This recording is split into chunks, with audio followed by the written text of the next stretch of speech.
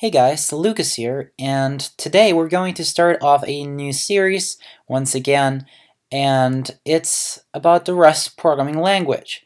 So I decided that I'd like to make a series on how to get started with that language.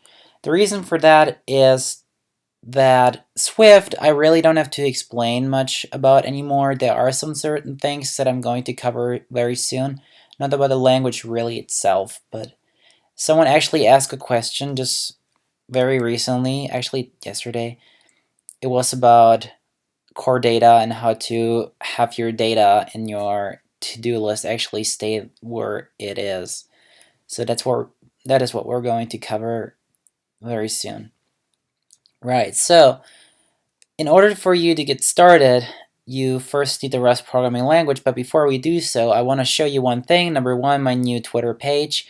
I actually have one that was kind of private, but I have it on public again because I decided why not. It did not really have anything on there. There wasn't anything really on there that I was ashamed about or so. So it's back public, but this here's my main one. So if you haven't yet, maybe go and follow. I'd like that. You will always get all my work. You can always see my work on here. You can see any video, any article, because I also have a blog if you haven't noticed, which is this one, lucasam.com. It's not just a blog, but it also has some information about me. So if you want to read, here you go. I've written that. I wrote that in very nice English, so it's nice to read, I suppose. Also, beside that, here are some articles that are really nice too. So this one is one that this is one that I actually wrote yesterday, which is about functional programming in Rust. Here's one example with Swift, so maybe you can read that if you are from a Swift background. And here is one rather it's a prose basically. It's a more poetic text, not pathetic. Poetic text. Here is something about learning Japanese. I might make one. I might write another one soon because I covered the other writing system as well. And then here, the day before my first hackathon, and then here's a more poetic, philosophic text again. And then here are three articles actually that are from 2015. So if you want to read this, go ahead. Then you know how I was back then, which was rather depressed. So yeah, that's actually everything that I wanted to show you. So let's get right on to something, which is here rustlang.org, and that's the main page. That's what we need. Rust is a systems programming language that runs blazingly fast, prevents seg faults, and guarantees thread safety. Here you can see who's actually using Rust, just so you know if this is something that you'd like to cover. Here, Wire, that's a really good company to know about. It's a very good company to know about. Who else? Coursera, Mozilla, well, obviously they've developed this. So Rust is a programming language by Mozilla, and it's not object-oriented, though you have some elements like that, but Rust programmers do not want to call it like that, so then let's not do that. You have a huge C library, so no worries there if you like C. And also, if you know Swift, this code actually will look familiar to you, though it's way harder to code, and it's not as productive as Swift, I have to admit, in a sense where you can't just use, I wouldn't use this language to just get, if I had an idea in my head and I wanted to lay it out in code, I wouldn't use Rust for that. But other than that, what's good for Rust is that it's very type safe and very fast, and that's its selling point. Basically, C is the fastest language really, apart from, well, even more low level, but you know, that's more hardware languages. So C is pretty much the fastest language out there, and Rust is near to it. But C is not as fun to code in, and it's also not as type safe, but Rust is, well, even I think even more type safer. I don't know what to say for that. So, it's more secure in that sense than Java, and Java's selling point used to be it's very fast and it's super type safe, but Rust is both better. So there you go. That's your new Java if you want so. But apart from that, here it has a good community. It has a huge community. Everyone's friendly. So if you do Rust, they're like, yeah, good job. You know Rust, because this is a good language to know, and it's also kind of hard to get over some of its concepts if you've never been introduced to those. So yeah, that's nice to know. So here's an example, which is just a calculator. Here you have lab program, a nice string of some arithmetic operation methods, and then here token. Yeah, you get the point. Right, so here you see again some featuring zero cost abstractions, smooth semantics, guaranteed memory safety, threads without data races, trait-based generics, pattern matching, type inference, minimal runtime, in efficiency bindings. So that's everything we need to know about this for now. Also, Postmates, obviously a good company to know about. What else?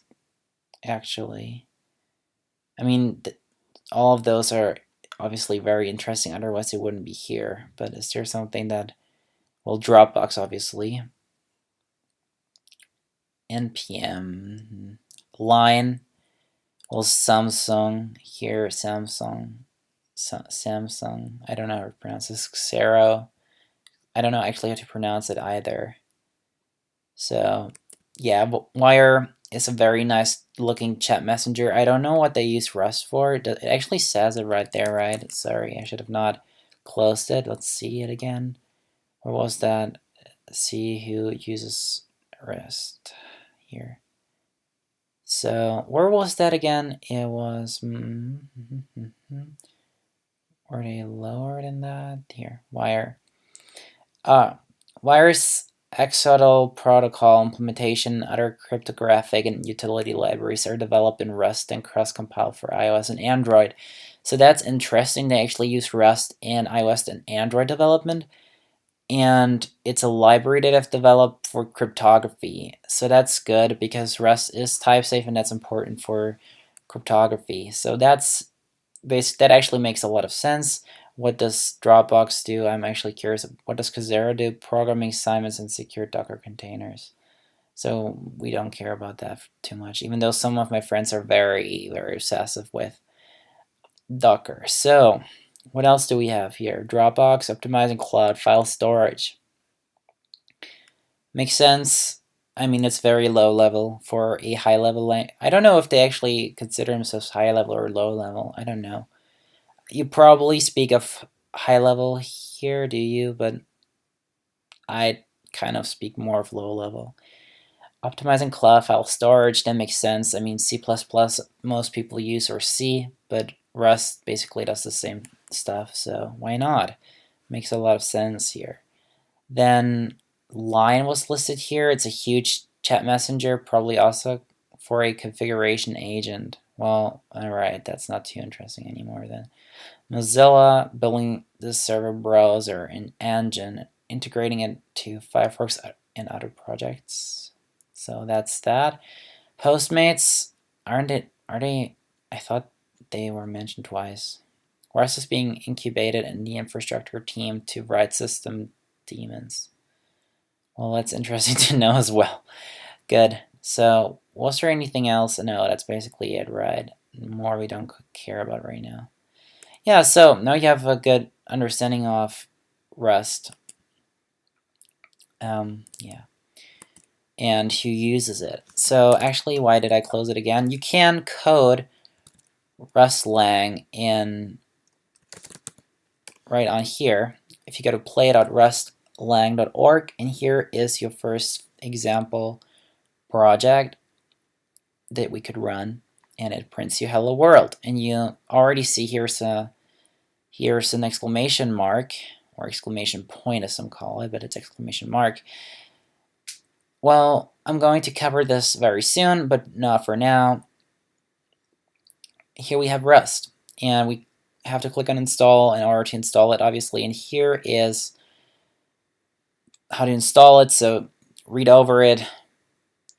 So hit pause and install it if you haven't, and then resume if you had to or have to. Okay, so now having it installed and hopefully also set up your path, like your environment variable path, then we're good to go. You need an editor, obviously, so what you can use is pretty much what you like. Sublime is what most people probably use, but I use Atom, even though it's not that preferable for some, I suppose. I like it, so that's what I'm going to use. If you like it too, or if you want to use it, it's atom.io. It's actually developed by GitHub's team. If you scroll down here, code it with love by, or code it with heart by GitHub. So that's that. Good. What we can do is install themes and packages, and we have to install a package actually, so once you've installed it,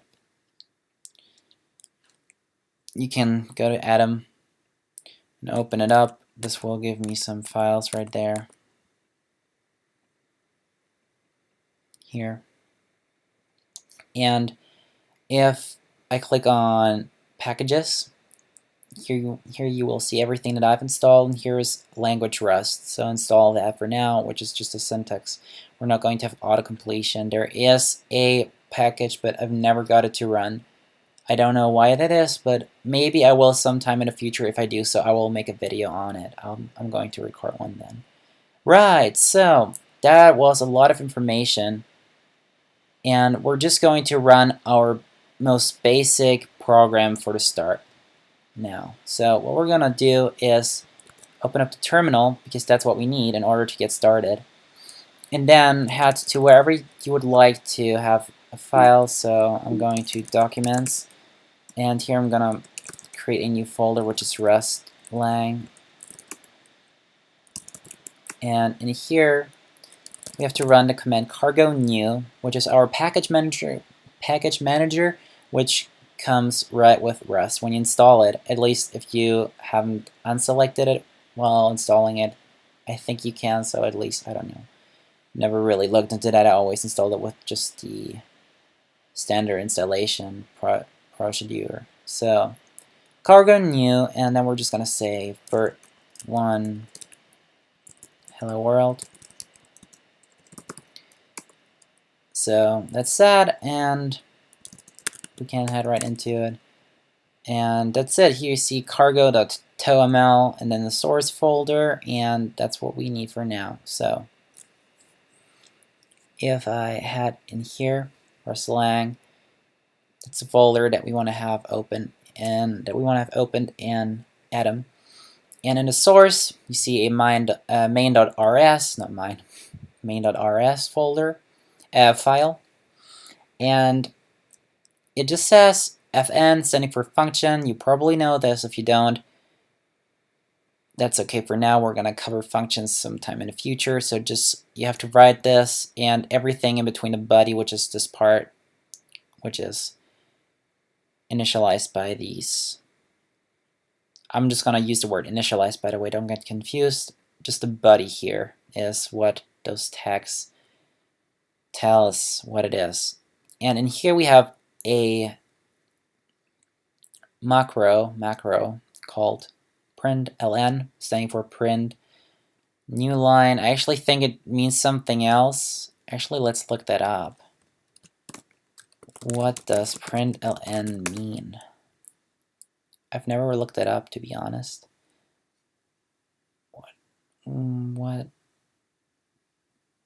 What does ln in println mean? Here, oops. It's a star. Pascal had write, and write ln was short for line. Oh, it just stands for line. I always thought it stands for line new, but it just stands for line. Print line. Okay, that makes sense. So what it does is just print with a here escape sequence, that's what we call that, an escape sequence, and that's just a new line. We could also have tab and stuff like that, but not now. So hello world is a string. We have different types of strings, which we'll cover sometime in the future, and that is what it prints. We can't have more arguments. We can only have hello world, and that's it. So how do we run? We simply say cargo run, nothing else, no file name needed. And hello world, it tells us how fast and how long it needed. Debug unoptimized, debug info targets in 1 second and 90 milliseconds. So that's good. There you go, our first application. Actually, we haven't done anything,